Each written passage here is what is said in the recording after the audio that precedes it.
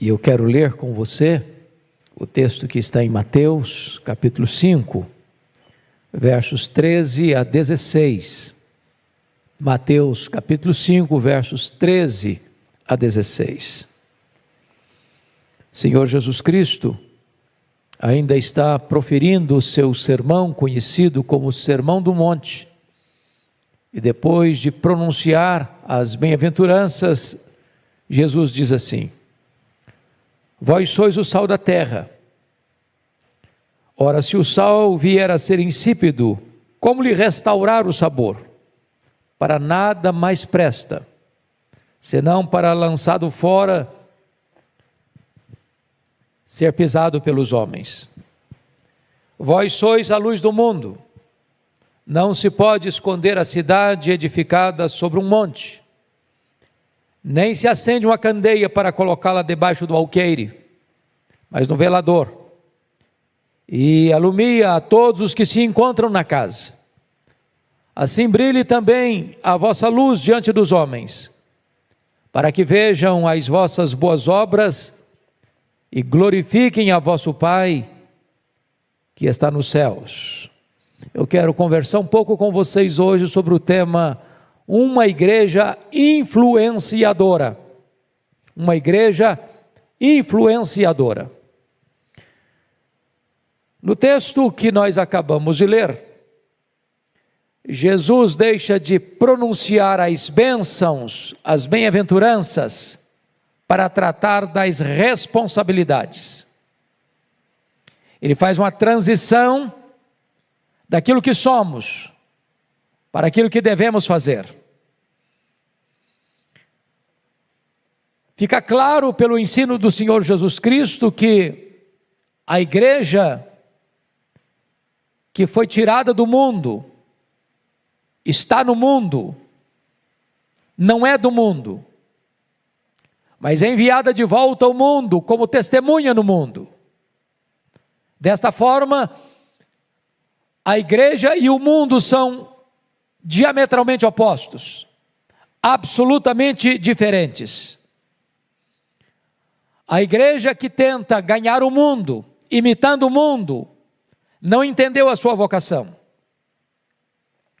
A igreja só pode impactar o mundo e influenciar o mundo na medida em que ela é absolutamente diferente do mundo.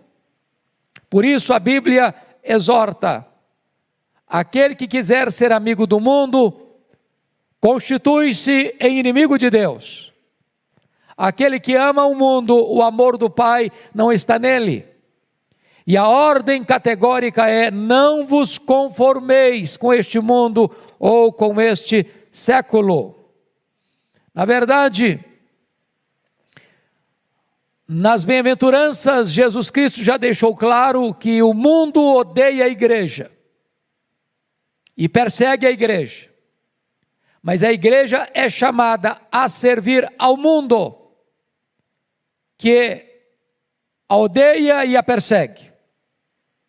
A igreja responde ao ódio e às mentiras do mundo com amor e com a verdade.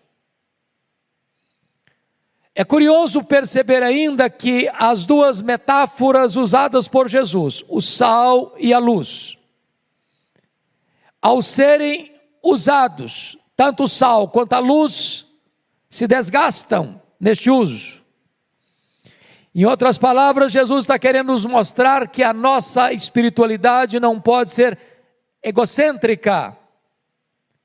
Nós estamos a serviço de Cristo no mundo, desgastando-nos, e na medida que nós nos desgastamos como uma vela, brilhamos até o fim.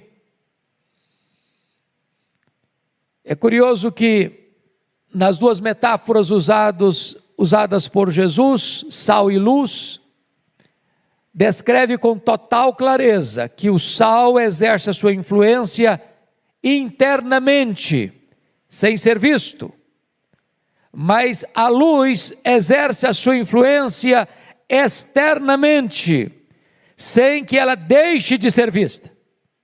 Então, dito isto à guisa de introdução, eu gostaria de olhar com você estas duas metáforas que Jesus usou para descrever o tema, uma igreja influenciadora.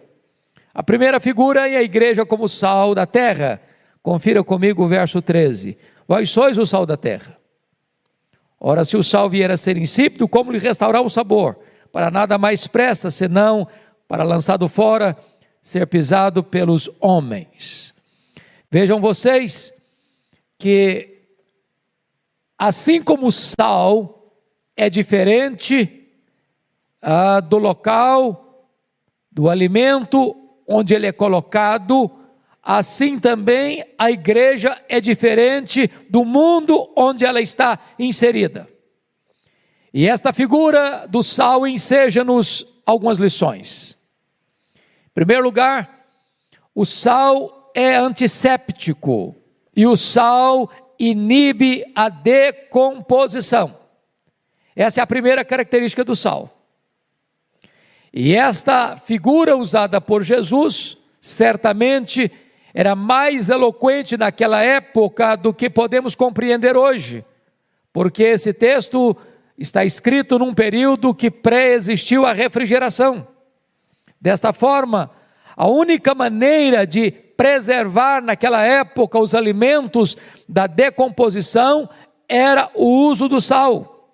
O sal impede a putrefação dos alimentos, preservando-os da corrupção. Meus amados, este fator ainda é usado até hoje. Aqui no Brasil, sobretudo, há uma iguaria muito apreciada, mormente no Nordeste brasileiro, que é a carne de sol. E então o que acontece? O sal preserva a propriedade daquele alimento, para que ele não se corrompa, dando inclusive sabor. Em outras palavras, a presença da igreja no mundo inibe a decadência desenfreada do mundo, para que habitar neste mundo seja algo suportável. A igreja de Cristo tem uma espécie de papel antisséptico neste mundo. Em outras palavras, irmãos, uma das funções da igreja no mundo é impedir que este mundo se autodestrua, que este mundo pise no acelerador, avançando de maneira indômita, célere e sem freios rumo à destruição. Jesus não disse que a igreja é o mel do mundo, mas disse que a igreja é o sal da terra. E para que o sal seja útil, ele tem que ser esfregado na carne, e ao selo ele arde, mas seu resultado é preservador. É claro que Jesus não disse que a igreja é o sal no saleiro. A igreja não deva ficar presa nas prateleiras do poder eclesiástico. A igreja que foi tirada do mundo deve estar no mundo, sendo diferente do mundo, para coibir a decomposição do mundo, influenciando, transformando, salgando, temperando, abençoando. Agora notem, com isso Jesus está querendo dizer que a igreja só pode influenciar o mundo se ela está presente lá. A igreja não é um gueto. A igreja não vive intramuros. A igreja não se isola. A igreja não pode apartar-se do mundo, porque ela tem que estar presente para influenciar. E quando você olha a história, você vai perceber que é, na verdade, a igreja presente na sociedade, em todos os setores da sociedade. De que maneira? Através de seus membros. Em todos os níveis da sociedade, em todos os setores da sociedade, na política, no comércio, na indústria, no campo, na educação, na saúde, na segurança. Quando o crente está presente em todas essas áreas da sociedade, esse crente está lá como um fator antisséptico para frear a corrida galopante rumo à destruição. Ele é um freio moral na sociedade. Se nós olharmos na história, as grandes conquistas, os grandes avanços, os grandes benefícios da sociedade são fruto do cristianismo, como o sistema universitário, por exemplo. Foi o cristianismo que introduziu as artes, a música, a pintura, a literatura. Foi a igreja cristã que iniciou o grande movimento beneficente no mundo ocidental. Foi a igreja que restabeleceu a dignidade da mulher, da criança. São os princípios do cristianismo que levou o mundo a vencer a vergonha da escravatura, do tráfico de gente, de seres humanos. Então é a igreja presente que inibe o mundo de celeremente rumo à destruição. Mas a segunda coisa que esta figura traz para nós é que o sal, além de ser antisséptico, o sal é também o condimento que dá sabor. Uma comida sem sal ou insossa é totalmente desagradável. Se o mundo fosse deixado à sua própria sorte, sem a presença da igreja de Deus, a vida perderia o sabor, perderia a alegria, porque a Bíblia diz que é na presença do Senhor que tem alegria, e o cristão vive na presença do Senhor, o cristão anda na presença de Deus, e quando ele está presente na sociedade, as coisas passam a ter melhor significado e mais sabor na vida, no casamento, na criação de filhos, na família, no trabalho, em todos os setores da sociedade. É necessário que haja ali a presença do sal para dar sabor.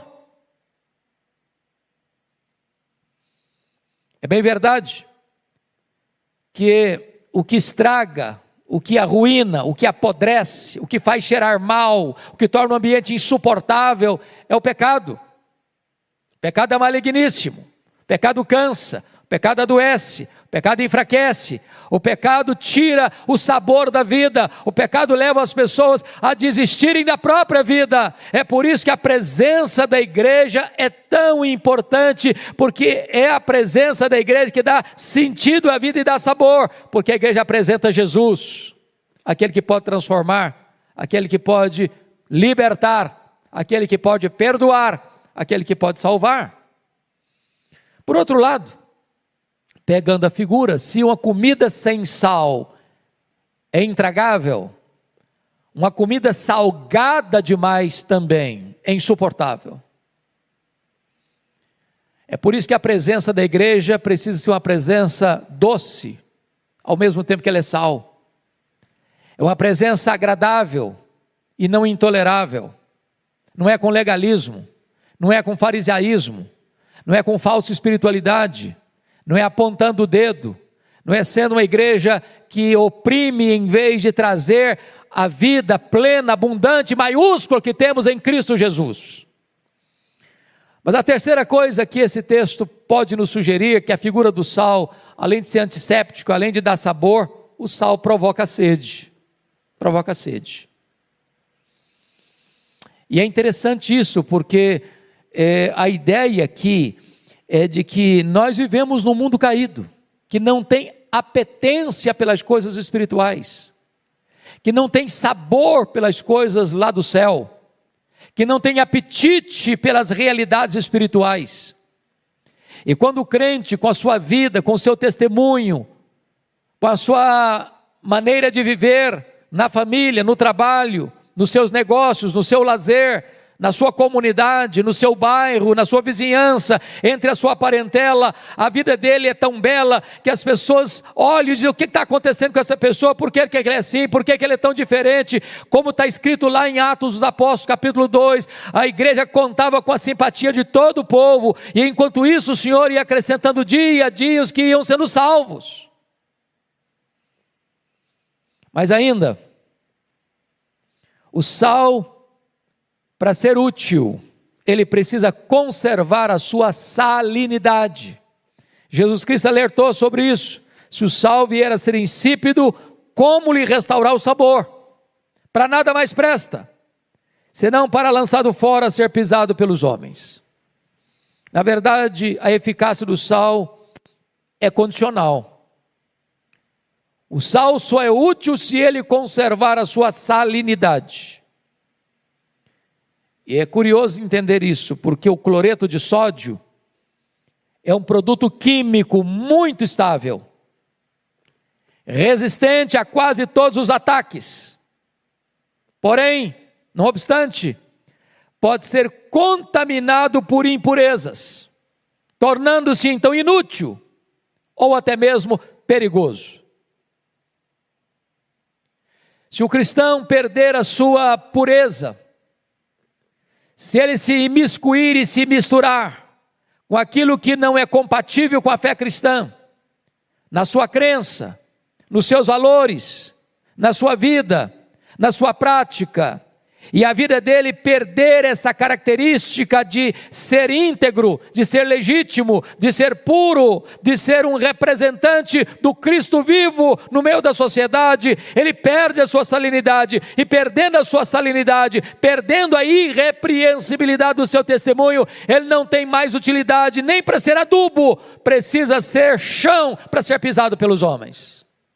Então fica aqui o alerta para você e para mim, da necessidade de conservarmos a salinidade para sermos uma igreja influenciadora na sociedade. Pois bem, deixe-me agora olhar a segunda metáfora que Jesus usou. A igreja é a luz do mundo. Versos 14 e 15. Então, a primeira coisa que eu gostaria de ser claro com você é que se o sal influencia internamente, sem ser visto, a luz influencia externamente, sem poder de deixar de ser vista. Ser vista por todos, servir de guia, servir de advertência. A vida seria insuportável sem a luz. É por isso que na obra da criação, no primeiro dia, Deus criou a luz. Haja luz e houve luz. A luz foi a primeira coisa que Deus trouxe à existência, porque sem a luz este mundo seria um vazio obscuro. Em outras palavras, meus irmãos, a vida da igreja é a sua primeira mensagem. A igreja não apenas tem uma mensagem, a igreja é a mensagem. Se ela tem vida, se ela tem testemunho, então ela tem proclamação. Mas se ela não tem vida, se ela não tem testemunho, se ela está nas trevas, ela não tem como pregar, ela não tem como proclamar.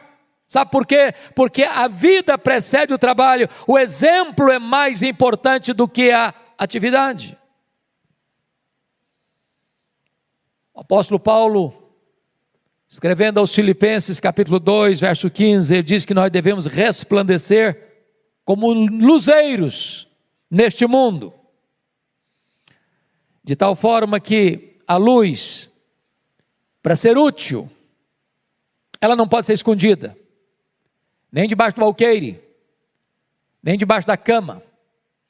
São as duas figuras usadas nos evangelhos.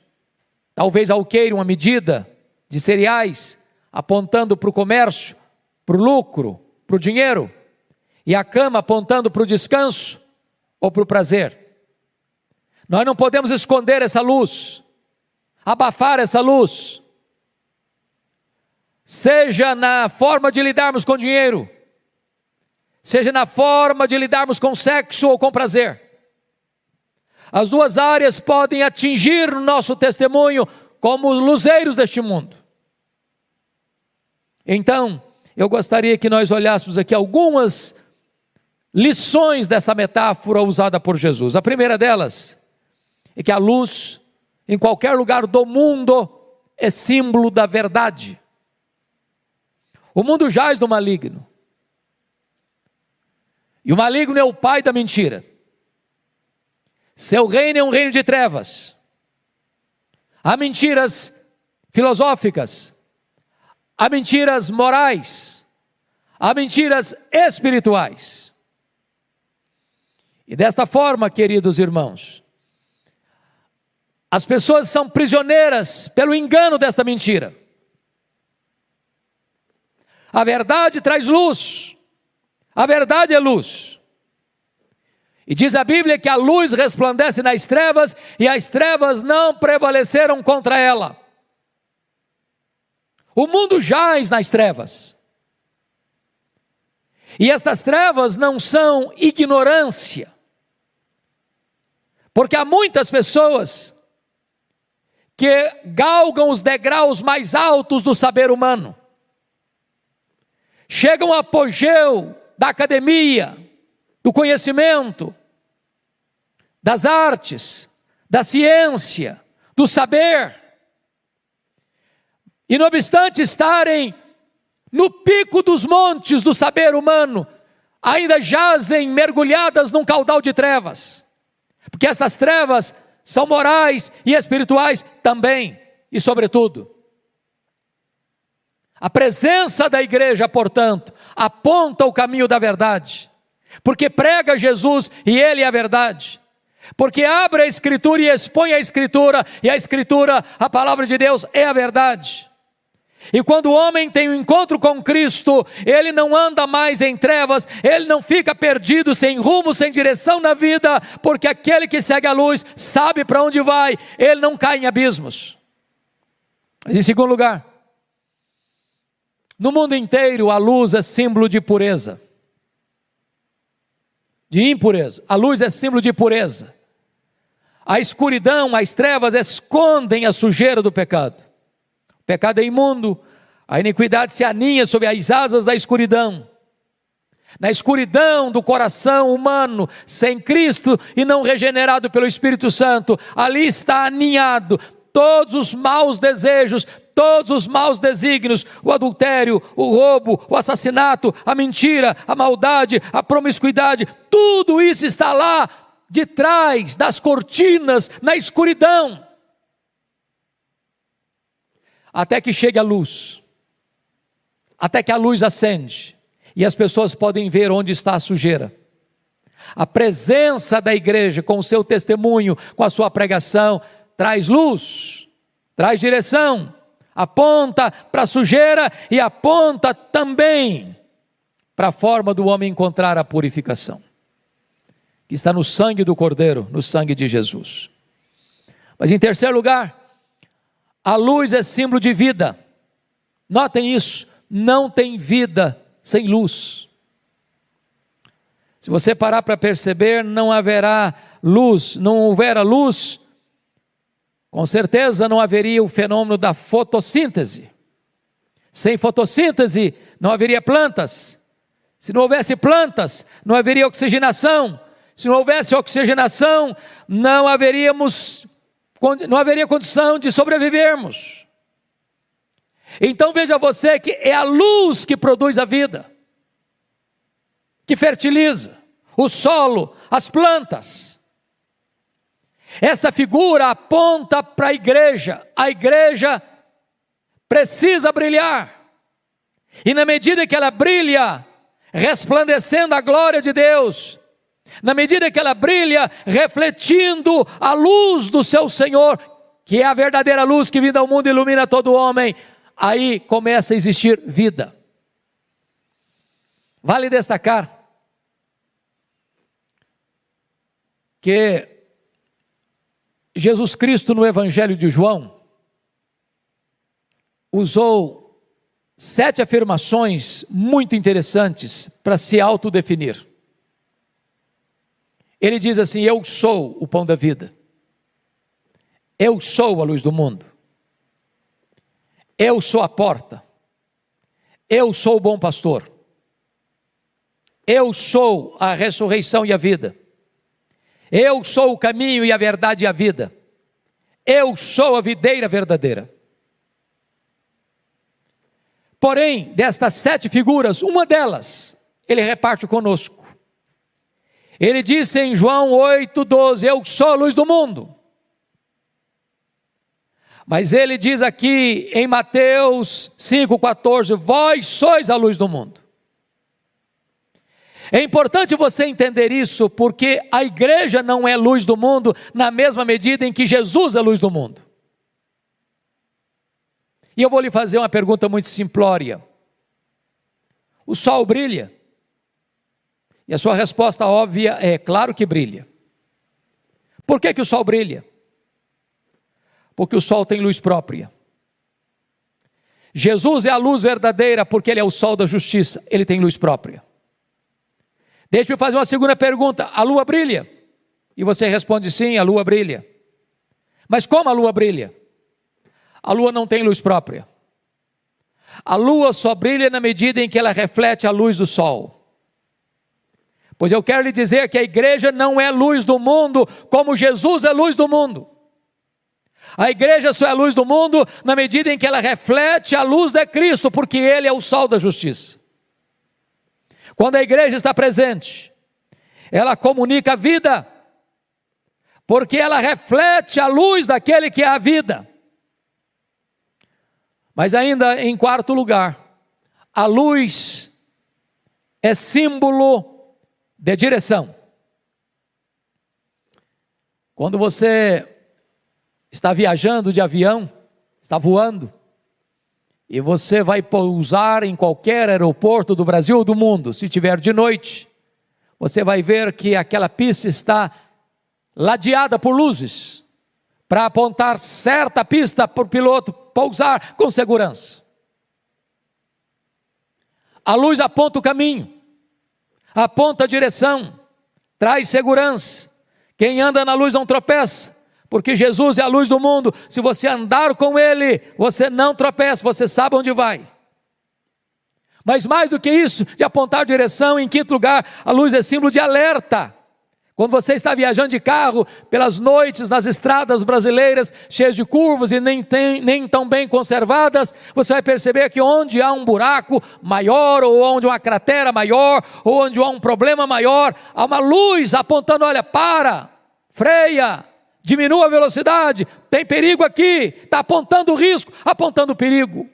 Quando a igreja está presente no mundo, ela aponta os perigos que este mundo está enfrentando, o abismo, a perdição eterna, mostrando para os homens: cuidado, cuidado, arrependa-se enquanto é tempo. Mas eu queria concluir então, porque Jesus faz uma aplicação no verso 16. Depois que mostra que a igreja precisa brilhar e não se esconder, precisa ser como uma cidade no alto de um monte, e como a luz no velador. Ele diz no verso 16: assim brilhe também a vossa luz diante dos homens, para que vejam as vossas boas obras, e glorifique o vosso Pai que está nos céus. A igreja não pode se esconder entre quatro paredes. A igreja precisa de ir lá fora onde as pessoas estão. A igreja precisa se inserir como sal. A igreja precisa aparecer como a luz diante dos homens, para que quando os homens olharem para a igreja, possam ver as boas obras, a evidência da fé, o testemunho cristão. E quando o mundo, os homens olharem para a igreja e verem nela suas boas obras, o mundo não exaltará a igreja, o mundo exaltará o Deus da igreja, o Senhor da igreja, para que vejam as vossas boas obras e glorifiquem a vosso Pai que está nos céus.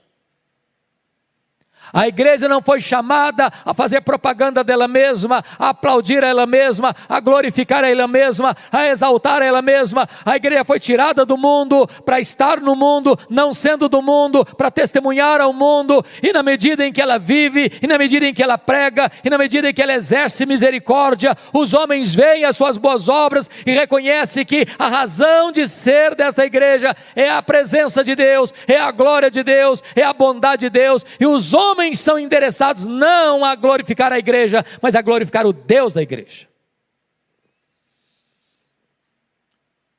Eis o nosso desafio, nesse tempo tão difícil em que o Brasil vive, onde tantas vezes a imprensa, a mídia, proclama mais os escândalos da igreja do que as virtudes da igreja. Onde tantas vezes a igreja vive para si, ou encurralada entre quatro paredes, sendo sal no saleiro e sendo luz debaixo do alqueire. O desafio seu e meu, o desafio nosso, é de sermos sal, é de sermos luz. Sal que influencia internamente, luz que influencia externamente. Sal que precisa ser esfregado, sendo diferente do ambiente onde está, para influenciar o ambiente. E luz que aponta rumos, que aponta direções, que aponta os perigos, que traz calor, que traz vida, que traz sabor para a vida e sentido para a vida. Que Deus nos ajude a ser esta igreja influenciadora. Que Deus nos ajude a praticar as boas obras, para que os homens, ao vê-las, glorifiquem ao nosso Pai que está nos céus. Que Deus nos abençoe. Amém.